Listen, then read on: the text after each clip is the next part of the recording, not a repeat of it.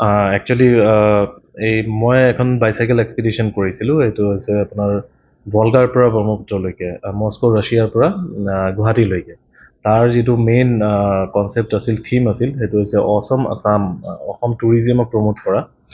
সেইটোৰ কাৰণেই আজি এখন প্ৰেছ মিট দিয়া হৈছিল আমাৰ অসম টুৰিজিমৰ ফালৰ পৰা, আমাৰ সন্মানীয় Padmapani sir, commissioner and secretary ছাৰৰ ফালৰ পৰা। চ' তাৰে আজি প্ৰেছ মিট আছিল, যে মোক ফেলিচিটেট কৰিছে যে মই এইটো যিটো জাৰ্ণি আছিল মোৰ মস্কোৰ পৰা গুৱাহাটীলৈকে, সেইটো ছাকচেছফুলি মই কৰিব পাৰিছোঁ। আৰু অসম টুৰিজিয়ামৰ যিটো মোৰ প্ৰচাৰ আছিল সেই পাঁচখন দেশত সেইটো মই ছাকচেছফুলি মই কৰিছোঁ। যিহেতু আপুনি 5খন কাণ্ট্ৰি এনেকৈ চাইকেলেৰে আহিলে, গতিকে আপুনি কি ধৰণৰ বাধাৰ সন্মুখীন হৈছে?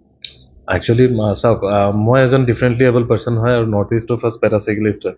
চ' এজন নৰ্মেল চাইকেলিষ্টৰ কাৰণে মই নাজানো সেইটো কি হ'লে হয়, কিন্তু মোৰ কাৰণে বহুত বেছি চেলেঞ্জিং আছিল। কাৰণ কি মোৰ এখন ভৰি আপোনাৰ প্ৰস্থেটিক লগোৱা আছে, আৰু সেইটো যেতিয়া আপোনাৰ মানে ৱেডাৰ মানে চেঞ্জ হৈ থাকে ন, তেতিয়া বডিয়ে এডপ্ট কৰাটো, মানে সেই ক্লাইমেটটোক এডপ্ট কৰিবলৈও টাইম লাগিছিল।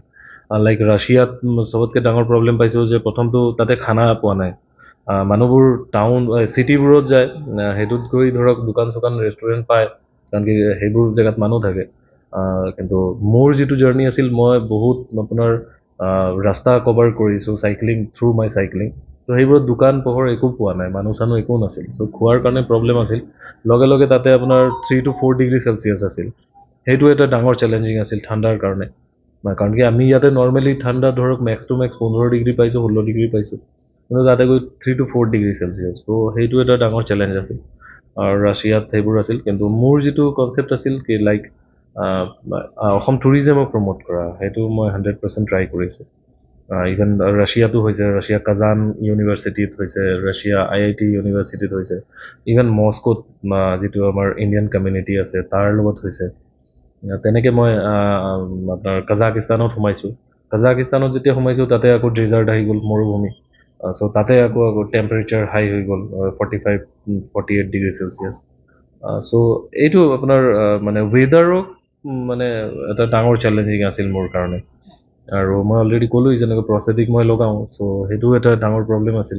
এখন ভৰিৰে গোটেইখিনি কৰিব লাগে। চাইকেলৰ ৱেইট বেগ চেগ লৈ 50 kg প্লাছ আছিল।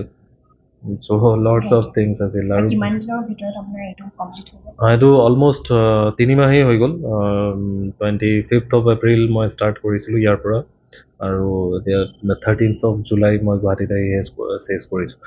আৰু এটা কথা ক'ব বিচাৰিছোঁ, মোৰ যিটো প্ৰিভিয়াছ প্লান আছিল সেইটোৰ একৰ্ডিংলি নহ'ল মোৰ এই যাত্ৰা। যদি আগৰ প্লানৰ হিচাপত চলিলে হয় তেতিয়াহ'লে আৰু টাইম লাগিলে হয়, 4 মাহৰ ওপৰত লাগিলে হয়। বাট মই আৰ্লি আহি গৈছোঁ, 3 মাহত কমপ্লিট হৈ গৈছে। বিকজ দ্য ৰিজন ইজ, মোৰ আগৰ যিটো ৰাস্তা আছিল, ৰুট আছিল, সেইটো Russia, Kazakhstan, Kyrgyzstan, China, Tibet, Nepal, then India. Unfortunately মোক চাইনাই ভিজা নিদিলে, চাম ডিপ্ল'মেটিক ইছ্যু দেখুৱাই যে মই অসম টুৰিজিমক প্ৰমোট কৰি আছোঁ। তাৰ লগে লগে মই নৰ্থ ইষ্টৰ হয়, মই কলিয়াবৰৰ হয়। কলিয়াবৰ বৰ্ডাৰ, মানে সিহঁতৰ তেনেকুৱা চাইনা এনেকুৱা ভাবে যে মানে কলিয়াবৰ একদম বৰ্ডাৰৰ ওচৰত হয়, সেইটো কাৰণে ৰিজেক্ট কৰিলে। আৰু 3 নম্বৰ প্ৰব্লেমটো এইটো আছিল যে মই টিবেট হৈ কিনে মই নেপাল আহিম। চ' টিবেট ৰিজনত আপোনাৰ নৰ্থ ইষ্টৰ মানুহ তেনেকৈ এলাউ নাই, আৰু বাই ৰুটটো নাই। সেইটোৰ কাৰণে মোক নিদিলে। সেইটোৰ কাৰণে মোৰ ছাডেনলি মোৰ প্লান চেঞ্জ হ'ল। মই তাৰ পৰা আপোনাৰ কাজাকিস্তানৰ পৰা উজবেকিস্তান আহিলোঁ, উজবেকিস্তানৰ পৰা আফগানিস্তানৰ পৰা মই আকৌ ফ্লাইট ল'লোঁ নেপাললৈকে।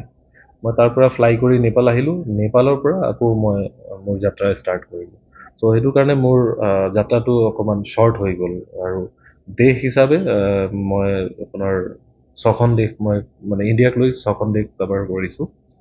আৰু সেইটো মই 100% মই ট্ৰাই কৰিছোঁ অসম টুৰিজিম মই প্ৰমোট কৰোঁ। আৰু আই থিংক আগন্তুক টাইমত এইটো যাত্ৰাই বহুতখিনি ইম্পেক্ট কৰিব অসম টুৰিজিমত। আমাৰ যিখিনি উঠি অহা চাম আছে, তেওঁলোকে যদি এনেকুৱা ধৰণৰ মানে যাত্ৰা কৰিব বিচাৰে, তেওঁলোকক কি আহ্বান? চাওক, এনেকুৱা যাত্ৰাত কি হয় ন, এনেকুৱা যাত্ৰা খালি কৰিব বিচাৰিলেই কৰিব নোৱাৰে। কাৰণ কি আপোনাৰ তাতে বহুত টকাৰ দৰকাৰ, 1 নম্বৰ কথা। 2 নম্বৰ, খুব অফিচিয়েলছ মানে ছাপোৰ্ট লাগিব। ধৰক কোনোবাই ইণ্ডিভিজুৱেলি গুচি গ'ল, ইণ্ডিয়াত হ'লে ঠিক আছে, আপুনি মানুহ পাই যাব। কিন্তু সেইবোৰ দেশত বা বাহিৰত আপোনাৰ মানুহ জনসংখ্যা খুব কম ন। আৰু কি হয় ন অফিচিয়েল ছাপোৰ্ট নহ'লে বহুত জেগাত বহুত ধৰণৰ প্ৰব্লেম পাব।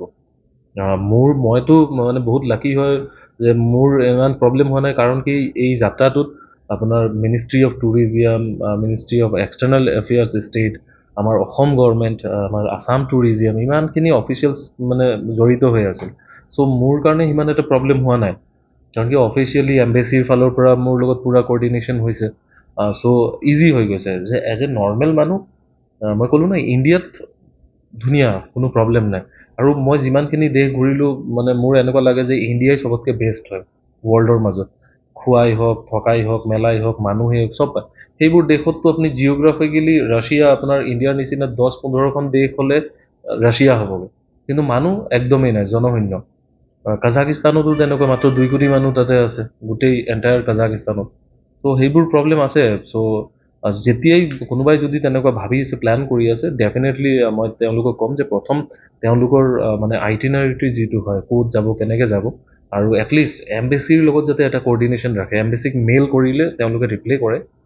চ' সেইবোৰ কৰিলে আই থিংক ভাল হ'ব। আৰু টকাটোতো বহুত টকাৰ প্ৰয়োজন হয়, কাৰণ কি ধৰক মই ক'লোঁ ন ইণ্ডিয়াত আপুনি 10 টকাত পানী পাই আছে, সেইবোৰ দেশত 110 টকা 120 টকা এক বটল পানীৰ দাম। চ' সেইবোৰ বহুত চেলেঞ্জিং আছে, কিন্তু ইম্পচিবল নহয়, ইম্পচিবল একো নাই, চব পচিবল হয়, কিন্তু অবষ্ট্ৰাগল আছে। সেইকেইটা ফেচ কৰিব পাৰিলে ইজিলি কৰিব পাৰিব, কোনো প্ৰব্লেমেই নাই।